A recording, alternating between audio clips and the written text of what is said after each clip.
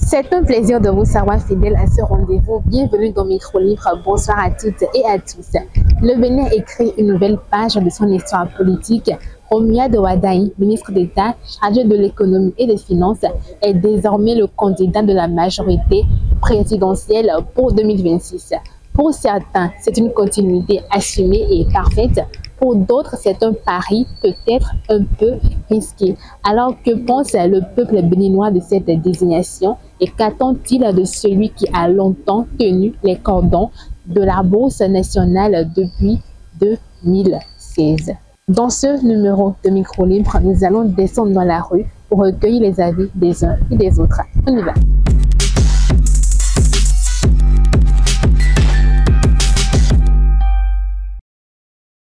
Cette désignation est une grande joie pour moi et pour la jeunesse béninoise, puisque c'est un choix judicieux, un choix positif et bien pensé, et c'est l'homme qu'il faut à la place. Et pour la dynamique, allons continuer. D'ailleurs, c'est une personne expérimentée, il est déjà dans le gouvernement, c'est le ministre des Finances, donc il sait déjà de quoi il est capable dans le gouvernement. C'est une très bonne nouvelle pour le Bénin et pour notre sous-région. Et Romuald Wadayi, ce n'est pas n'importe qui dans le gouvernement de Patrice Talon, parce qu'il était là depuis 10 ans.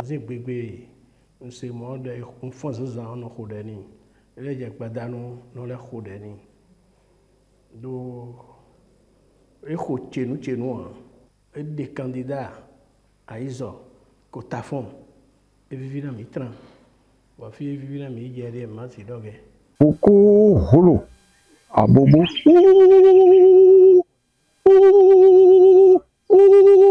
Voilà, attends. Wadayi de so et vivre dans mille mètres. Tu quand même les.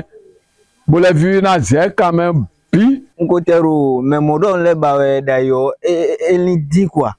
Do ek pour jeune. Wadayi to gan soyo no de ayin bo ko menu mi do azo wa to gan de yo et don la gbekande nous parce qu'il y a des trucs, il y a des choses que le gouvernement actuel a mis en place. Le mandat ne suffit pas pour accomplir toutes ces choses-là, mais il faut quelqu'un qui sera dans cette même optique, dans cette même vision que le gouvernement en place pour essayer d'accomplir.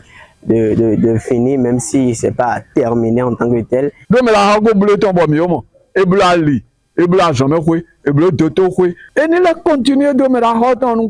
Le prochain président de la République du Bénin, je veux qu'il travaille plus que l'ancien président Talon.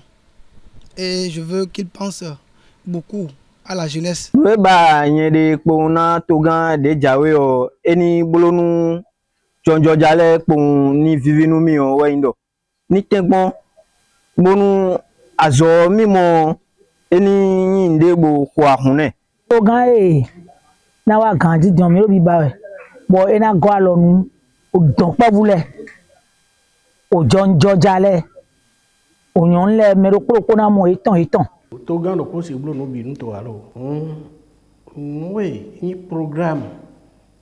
Togan de do fine dion ko blo ko do programme e de sous ton po. Ni blo ko no file. Vi mi ton le minimum dudu. Glesile ni mo FIFA. Ajoato ni mo agbon entreprise. Pevi le Togan ko da ho oui béninois le ni mo dudu bo mo gbigba.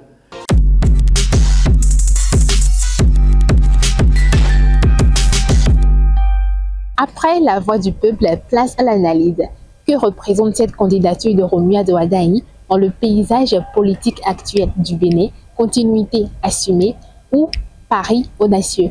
Nous avons posé ces questions à Stéphane Akino-Rossou, analyste politique.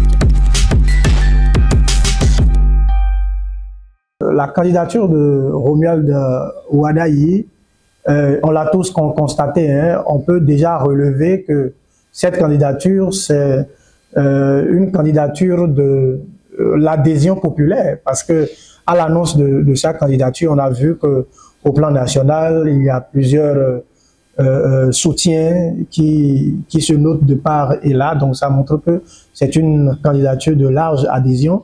Pour les formations politiques qui portent son action, on peut considérer que c'est une candidature de la cohésion, parce que entre-temps, on espérait que si on chapeautait un autre candidat aux formations politiques, cela allait créer une sorte de fracture. Mais contrairement à ça, on a assisté à une sorte de cohésion. Sur le plan juridique, on va dire que la candidature de Romuald Wadayi, c'est la candidature qui est conforme à l'esprit de la réforme du système partisan, contrairement à ce que les gens disent pour dire que c'est une candidature imposée de l'extérieur. Non, je pense que le dire, c'est abattir les responsables politiques de ces formations politiques-là. Non, Romuald Wadayi est un choix responsable et conscient.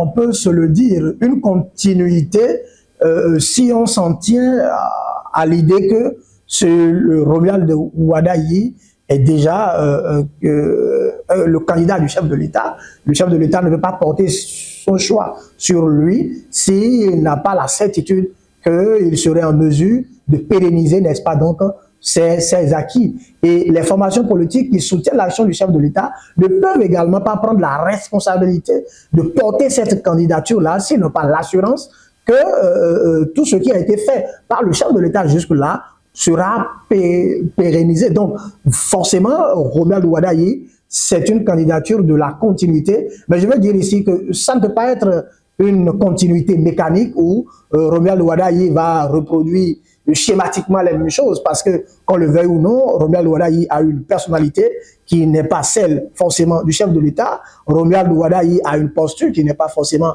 celle du chef de l'État. Donc, une continuité, mais une continuité qui va certainement se révéler dans une sorte d'authenticité où Romuald Wadayi va apporter sa touche particulière, va poursuivre autrement ce que le chef de l'État a fait jusque-là. Le chef de l'État n'a pas tout fait de beau et de bien dans le pays. Il y a des choses où les populations ne sont pas forcément d'accord. Romuald Wadayi va travailler à améliorer ces choses. Continuité, oui, mais pas une continuité mécanique, une continuité qui va se révéler dans l'authenticité, dans la nouveauté.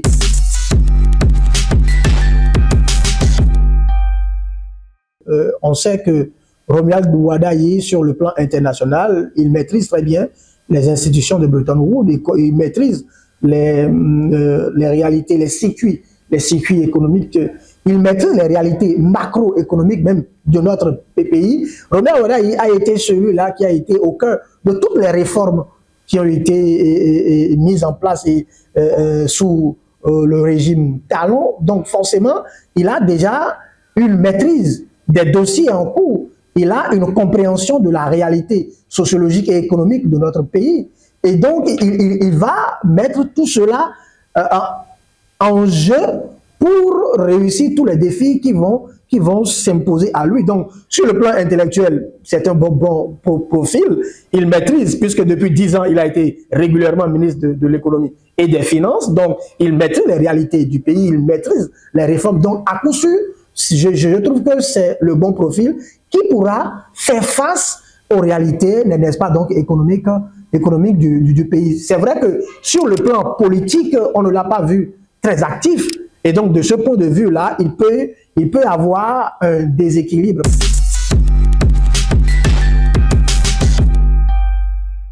Je pense qu'il fera forcément mieux. Et son défi, c'est d'ailleurs qu'il fasse mieux. Qu'il fasse mieux. Vous savez, le souhait de tout père pour son enfant, c'est de voir son enfant faire mieux que lui. Et donc, le chef de l'État serait forcément heureux, dans son fauteuil d'ancien président de la République, de voir si le peuple validait cette candidature, de voir, n'est-ce pas, donc, son candidat devenu président sur des chantiers qu'il aurait fait et qu'il n'a pas pu faire.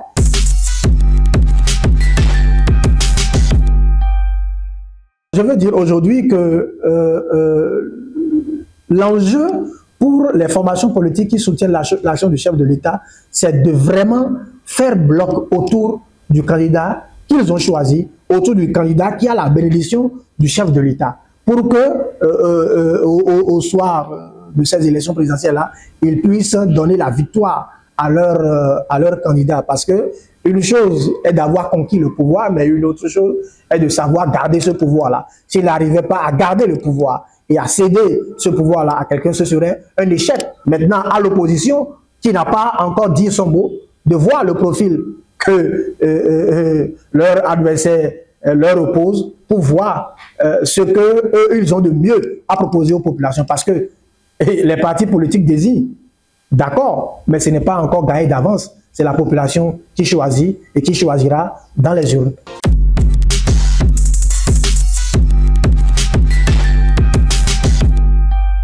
Une chose est sûre, Romuald Ouadaï n'est pas un inconnu. Son passage aux finances a marqué les esprits par sa rigueur et ses réformes. Mais la politique n'est jamais qu'une affaire de chiffres. C'est aussi une question de vision, de leadership et de capacité à rassembler. Ce qui ressort aujourd'hui, c'est que les attentes sont énormes. Les citoyens béninois attendent du concret, des preuves, des résultats. Merci à tous de nous avoir suivis. Merci à notre expert. Merci à tous ceux qui ont accepté de nous parler. Et un grand merci à toute l'équipe technique de Nord Bénin TV. Rendez-vous la semaine prochaine pour un nouveau numéro. Bye bye.